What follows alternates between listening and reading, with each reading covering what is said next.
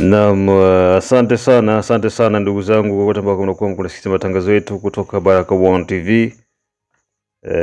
Tupo kwenye mwendelezo wetu ni maeneo ya Walikale. Kwanza tuseme tu kwamba mambo ni mengi sana kwa huko Walikale. Imekuwa ni jambo la heri, jambo la heri, pia ni jambo la furaha, lakini kwa upande mmoja naweza kusema kwamba ni jambo la kusikitisha kusikia jinsi majeshi ya FRDC msemaji wake anaweza kutangaza na kusema kwamba tumepokea barua ya M23 na hivyo sisi kama jeshi la taifa tumesema hakuna kupigana. Inakuwa kama ni mara ya kwanza kusikiliza M23 wanasema cessez-le-feu, kisha wao ndio wanakuwa kwanza kuviola cessez-le-feu. Najiuliza serikali kwamba inakuwaga iko inafikiria nini sile kama ni position ya faiblesse yenye FARDC iko nayo kama ni nini, lakini wazalendo hatuna faiblesse. Waza wao hawana faiblesse, na licha ya tangazo hilo kutoka kwa serikali. Nikisema serikali, juu jeshi la FARDC ni la serikali. Maana serikali ndiyo imekubaliana kuweza kutoa hilo tangazo.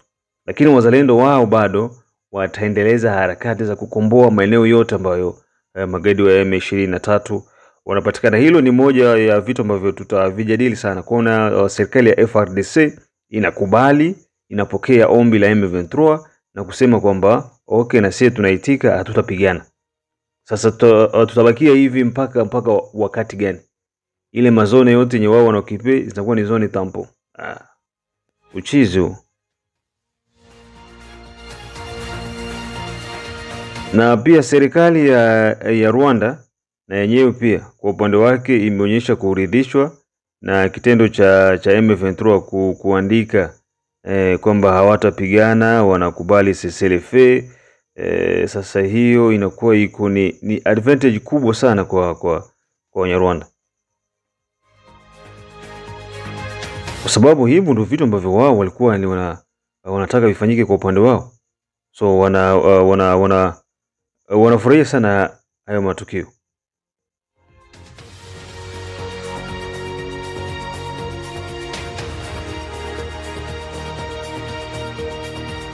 Naam, karibu sana ndugu zangu. Hayo ni moja kati ya vitu ambavyo tutavizungumzia na kwa siku hii ya leo, na kingine kikubwa ambacho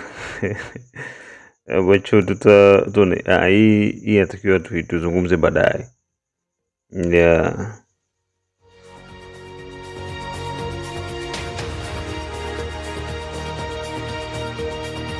So ili kuwa kwanza kupata matangazo yetu ya kila siku, tafadhali unaweza kutembelea Baraka One TV channel 2 ambako utakutanana na kile ambacho kiko kinaendelea DRC ya kule. Pia channel 2 kuna mambo mengi.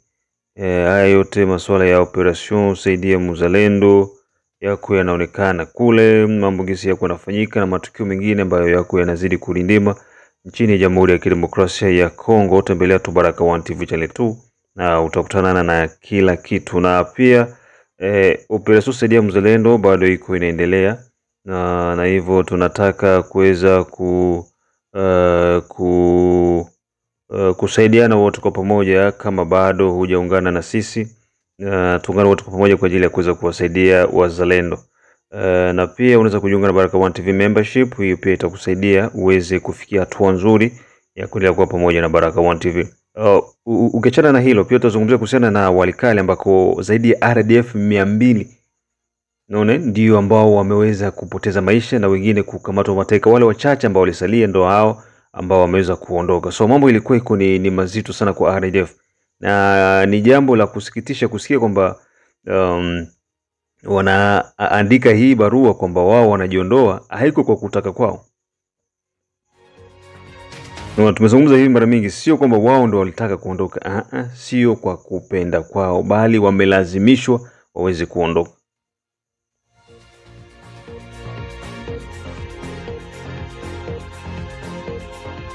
Lakini kwanza kuna hiki hapa ambacho nataka niweze kukusomea kutoka kwa Lawrence Kanyuka.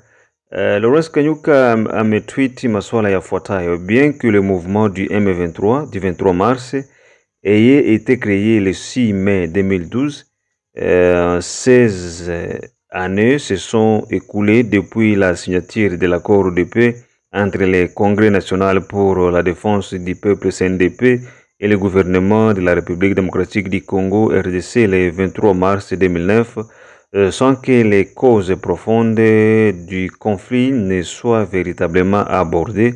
La non-mise en œuvre de cet accord a conduit ainsi à la création du mouvement du 23 mars le 6 mai 2012. Anasema kwamba ni sawa kwamba movement wa M23 ambayo imeweza kuundwa tarehe 23 za mwezi wa 3 ni kutokana na kile kitendo cha kuundwa hiyo tarehe 6 ya mwezi wa Mei 2012 miaka 16 imeweza kupita ambako sahini ya amani ilifanyika kati ya movement wa CNDP na Jamhuri ya Kidemokrasia ya Kongo, na kitu ambacho kiliweza kusababisha kutokukubaliana kwao ile miaka ndo kuja kuweza kutengenezwa kwa hii M23. Les gouvernements successifs ont souvent privilégié des solutions superficielles traitant les symptômes sans s'attaquer aux racines du problème, perpétuant ainsi un cycle insensat de violence dans notre pays. Serikali ambazo ziko zinafuatana mara mingi zinatafuta solution bila kuweza kutafuta nini tiba ama mzizi wa chanzo ambacho kinaleta matatizo yanazidi kurindima ndani ya nchi yetu. Hapa ni Lawrence Kanyuka, huyu ni msemaji na mwandishi mzuri wa M23. Ces causes profondes persistent malheureusement jusqu'à aujourd'hui.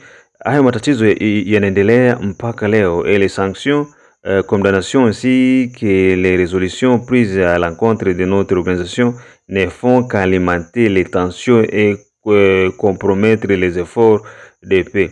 Vikwazo vyote ambavyo viko vinawekwa dhidi yetu vinazidi kukuza uhasama na kuendeleza kudidimiza nguvu za kutafuta amani. L'Alliance Fleuve Congo M23 est résolue à protéger et défendre tous les Congolais et libérer la RDC de ses antivaleurs. Nous appelons les organisations nationales et internationales de défense des droits de l'homme à prêter une attention particulière à la propagation continue des discours de haine et à l'incitation à la violence par certains membres du cabinet de M. Félix Antoine Tshisekedi Tshilombo et de son union sacrée. Le Bureau conjoint des Nations Unies aux droits de l'homme en RDC a déjà exprimé ses préoccupations concernant la montée de tels discours. Ce n'est qu'en s'attaquant aux causes profondes des conflits que nous pourrons espérer mettre fin au cycle de guerre qui inflige notre nation. Haya mambo ambayo hawa watu wako na wanazungumza kila mara, mimi niko nashinda kuelewa.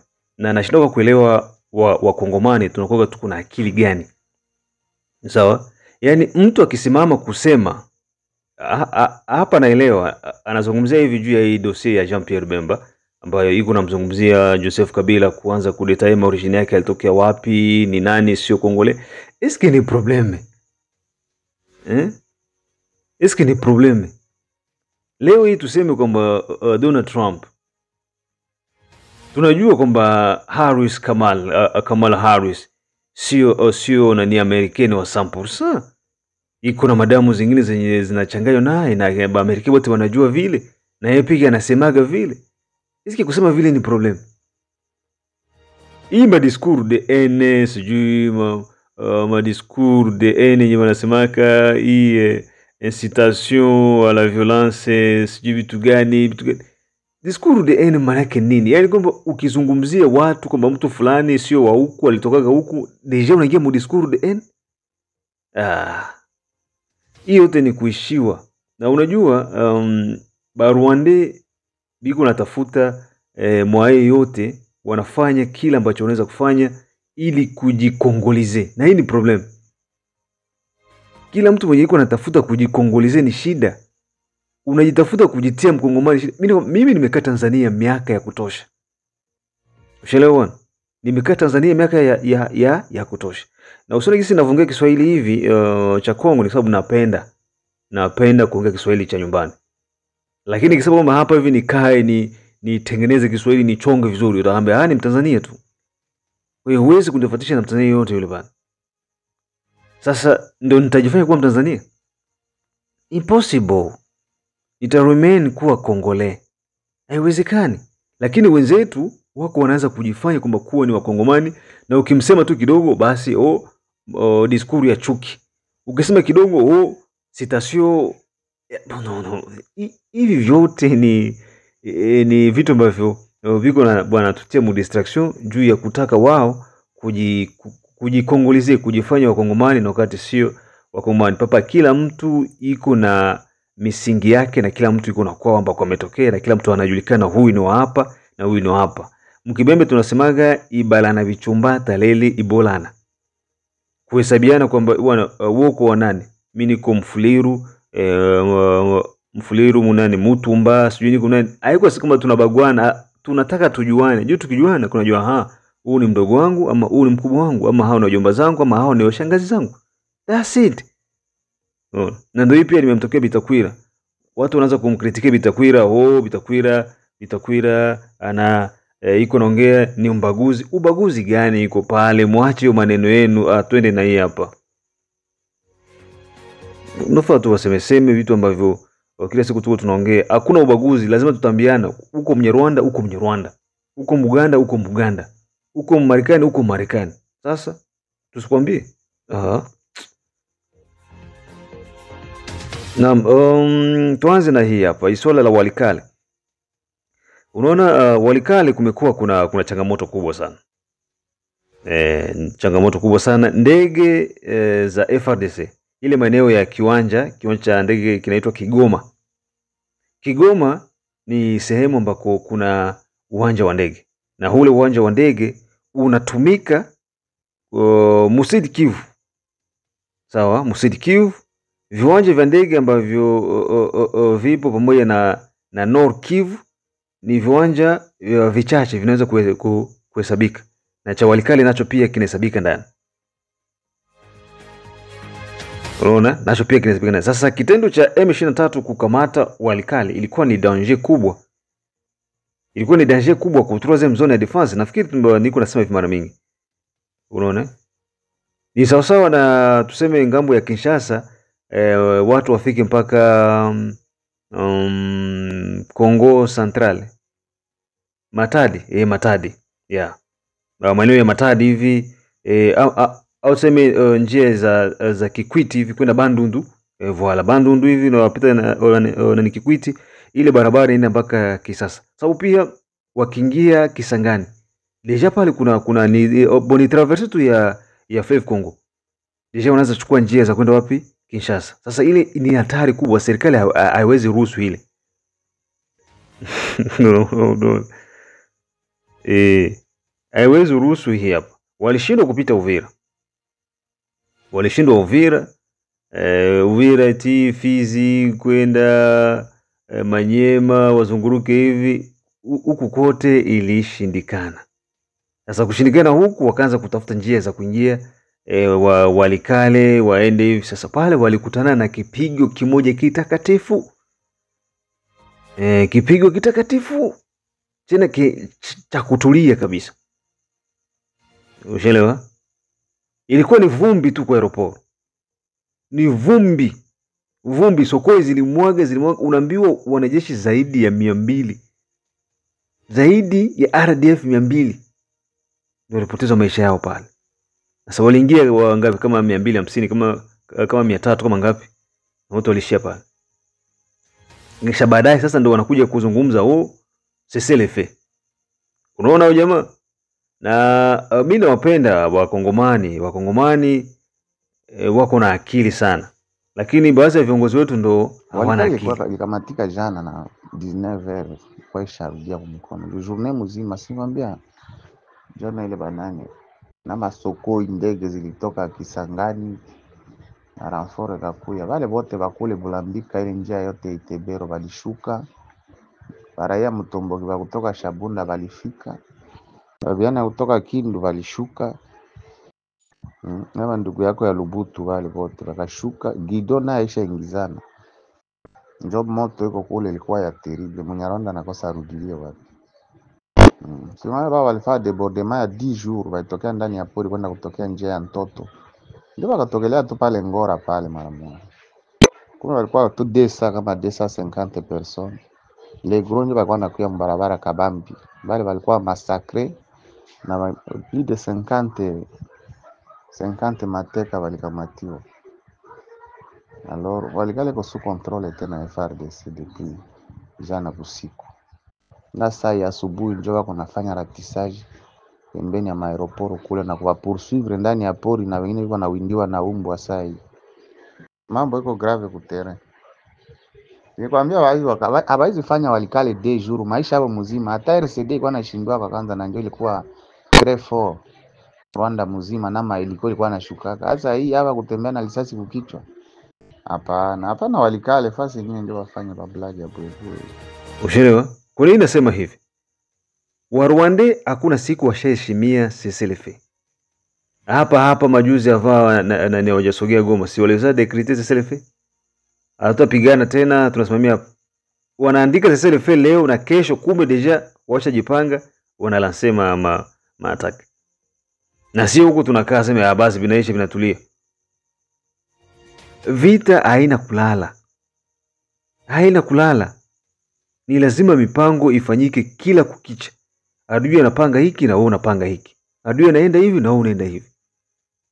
Sasa kusikia tu ka CCLF kadogo, serikali ya Jamhuri ya Kidemokrasia ya Kongo kupitia jeshi la taifa FARDC, les forces armées de la République démocratique du Congo, FARDC, prennent acte de la décision annoncée ce jour par l'Alliance Fleuve Congo et les mouvements du 23 mars, communément appelé M23, de se retirer de la localité de Walikale dans la province du Nord Kivu en exécution de la déclaration conjointe entre l'État du Qatar, la République démocratique du Congo et la République du Rwanda du 18 mars 2025 en présence de son Altesse l'émir du Qatar, Sheikh Tamim bin Hamad Al Thani, son Excellence le président de la République démocratique du Congo, le président Félix Antoine Tshisekedi Tshilombo, et son Excellence le président de la République du Rwanda, le président Paul Kagame. Les forces armées de la République démocratique du Congo vont observer avec vigilance le retrait des forces hostiles de Walikale jusqu'à l'est de la ville de la cité de Kibati. Les FARDC vont s'abstenir de mener toute action offensive contre les forces ennemies, tout en enjoignant les forces d'autodéfense congolaises à en faire autant afin d'encourager la désescalade et la poursuite des processus de Luanda et de Nairobi, et privilégier les discussions de paix et l'aboutissement des discussions récemment entamées à Doha au Qatar et à Washington DC aux États-Unis d'Amérique dans l'intérêt de la paix. À ce stade, les forces armées de la République démocratique du Congo, tout en restant mobilisées, se réservent le droit d'intervenir à l'observance de tout mouvement hostile qui s'avérerait être de nature à compromettre la pause des combats ainsi qu'à menacer la sécurité des populations et de leurs biens, tout comme l'intégrité du territoire de notre pays. Fait à Kinshasa le 22 mars 2025. Unasikia hayo maneno ya kiongozi wa FARDC. msemaji. Kwa maana hii hata jeshi la taifa alitapigana, wazalendo wasipigane. Ule mkwara wa nani wa Lance Congo waseme mkituvamia, mkichambulia kambi zetu tunanile, hii ni uongo, hawana nguvu. Unaona, hawana nguvu. Wazalendo wanawapiga kishenzi. Niko nakutana na wazalendo wananiambia, Rajabu, kule kutokana na hawa jamaa ni waovu sana, ni watoto laini sana, biskuti ni biskuti, yani wako soft hivi, mayai sana, tunawapiga kama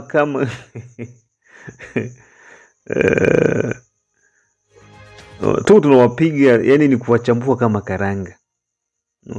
Ni watoto laini, hawana nguvu, ni domo tu yenye wako nayo, na tunakuta kwamba tuko infiltrate mu arme hivyo, lakini aseme tukai hivi man to man, wazalendo na hii jeshi la RDF avec armes zote ambazo wako nazo, formation zote ambazo wako nazo, lakini hawawezi kufaire face na FRDC yetu yenye iko determine pamoja na waza. Hakuna.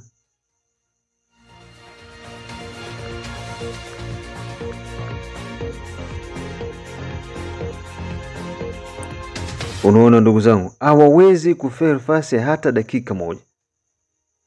Hawawezi.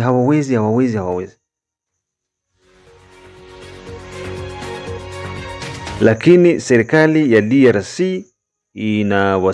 inawasemea na kuwapa nafasi kwamba waendelee kubaki maeneo ambako wanapatikana bila kushambuliwa. Sasa je, kama itapita ni miezi 10, miaka ngapi waendelee kubaki pale? Majibu yake yako huku maeneo ya Nyangezi.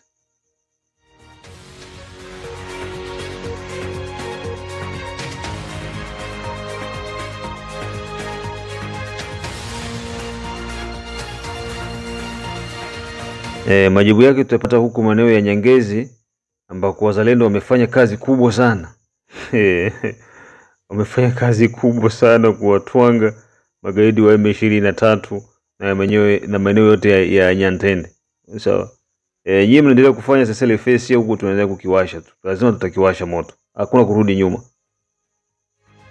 So ukiachana na hilo, pia kwa upande wa serikali ya Rwanda, serikali ya Rwanda yenyewe imefurahishwa na kitendo cha magaidi hao wa M23 kuweza kuandika kwamba wanakubali hawatapigana, na hivyo watasimamisha mapigano na kuweza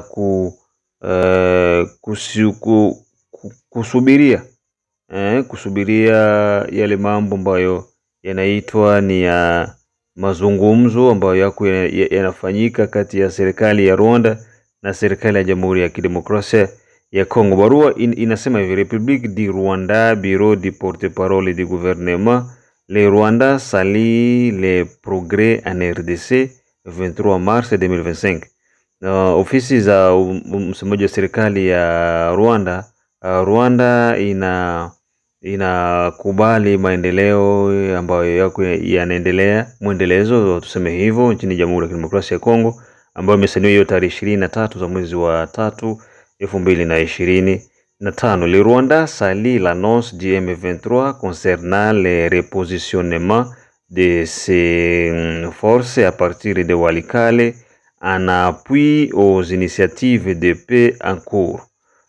Kwamba Rwanda inafurahishwa na kitendo cha M23.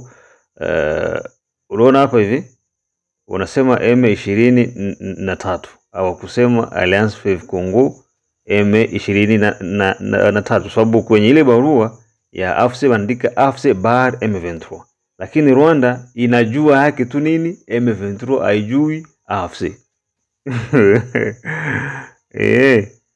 Utajua pa nini AFC ni produit yenye ilitengenezwa wapi? Kenya. Unaona? AFC ilifanywa Kenya, Gornenanga. Na nisikia Rwanda ni produit ya Paul Kagame na Museveni. Ushelewa? Ndio vitu vile mtakuwa mko mnajua hapa. Na hata kwenye yale mazungumzo ambayo yalitaka kufanyika, Hawakualika na ni Corneille Nangaa. Hawakulika AFC, walalika M23. Donc Rwanda na Uganda wanajua M23, hawajuani na Corneille Nangaa. Ule ni aventurier tu. Shauri yake. Tenele kusoma hapa. Appui initiative de paix Walikale, ainsi que l'annonce de la RDC selon laquelle toutes les opérations offensives menées par les FARDC et les Wazalendo seront suspendues. Na pia tunafurahishwa, ndo Rwanda hii, tunafurahishwa na kitendo cha majeshi ya Jamhuri ya Kidemokrasia ya Kongo kuweza kukubali na kupokea hiyo barua, na hivyo kuweza kuahirisha mipango yake yote ya mapigano dhidi ya M23. Unaona Rwanda gisi nafurahia. Kwa mara ya kwanza le Rwanda reste engagé à travailler avec toutes les parties afin de garantir le respect des engagements, notamment dans le cadre du processus conjoint du sommet EAC, SADC et d'autres initiatives qui œuvrent dans la voie à un règlement politique et sécuritaire durable pour la région.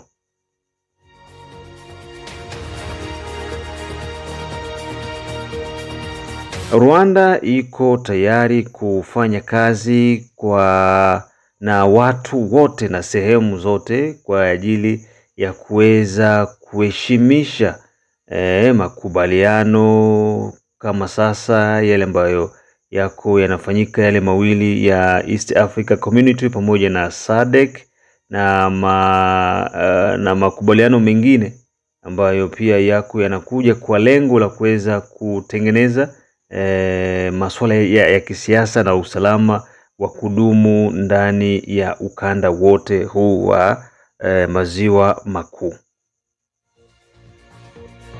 Serikali ya Rwanda inafurahishwa.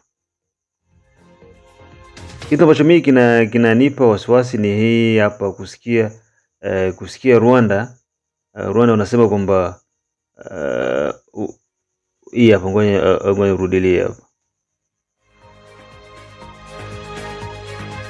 Ainsi que l'annonce de la RDC selon laquelle toutes les opérations offensives, tangazo la RDC kulingana na mashambulizi yote ambayo yanafanyika na FARDC na Wazalendo yataweza kuvunjwa, hayatakuwa tena.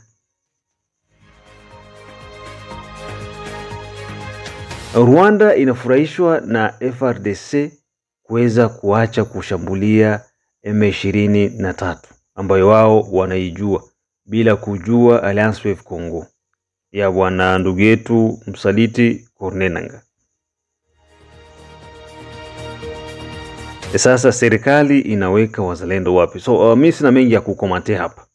Nilitaka tu nikuletee hii ili uweze kuielewa. Tupo kwenye maelezo, habari pamoja na maelezo. Big up sana kwa wote ambao mko pamoja na Baraka1 TV. Najua mko wengi kokote duniani ambako mko mnatusikiliza. Mengi na zaidi tukutane majira ya saa 9. Saa 9 tutazungumza kuhusiana na Joseph Kabila, kuhusiana na Nyantende na Nyangezi, na pia kuna kitu kingine ambacho ni surprise. Ni surprise. Bwana Ibrahim Traore amefanya maamuzi mazito sana. Na kutaka watu wa Burkina Faso kusikiliza media za wazungu. Juu ziko zinatudanganya sana. Ziko zinafanya propaganda dhidi ya kutuangamiza sisi watu weusi. So hayo ni mambo ambayo tutazungumza haya majira ya saa 9. Kwa hiyo ndugu zangu, tuungane wote kwa pamoja. Operation Saidia Mzalendo bado iko inaendelea, na kama bado hujajiunga na sisi, tafadhali sana ungana na sisi ili tuweze kutembelea ndugu zetu ambao wapo kwenye uwanja wa mapigano, na pia tembelea Baraka1 TV membership. Ungana pale, kuna 1 2 3 4, na pia unaweza ukaniandikia unataka membership ipi, kuwa nachangia Baraka1 TV kila mwisho wa mwezi. Big up sana kwa wote ambao wamechangia tayari. Tayari Dieudonne Butoto amekwisha kufanya hiyo hatua, na wengine pia ambao wako mbioni kuweza kufanya hiyo hatua. Na pia nakumbushia tu ndugu zangu, big up kwa wote ambao waliahidi kuchangia juu ya mixer pamoja na mashine ya Baraka1 TV. Ni jambo la maana sana. So mengi na zaidi, tembelea pia Baraka1 TV channel 2. Usikose kushare pia na kusubscribe. Tukutane majira ya saa 9.